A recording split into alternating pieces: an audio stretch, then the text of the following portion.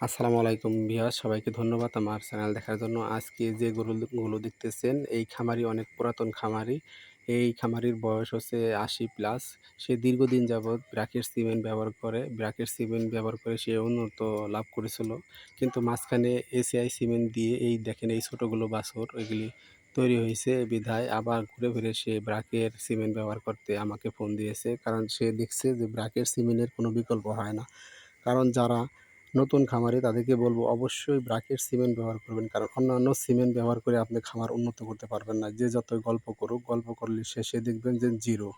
সবাইকে বলবো bracket cement ব্যবহার করেন। আর আমার চ্যানেলটি যারা নতুন দেখতেছেন তাদেরকে বলবো প্লিজ আমার চ্যানেলটি সাবস্ক্রাইব করে রাখেন। কারণ এই চ্যানেলের মাধ্যমে আপনারা ব্র্যাকেট সিমেন্ট এর সম্বন্ধে আপনারা জানতে পারবেন এবং গবাদি পশুর টিকা এবং যেকোনো বিষয়ে আমি পরামর্শ দিয়ে থাকি।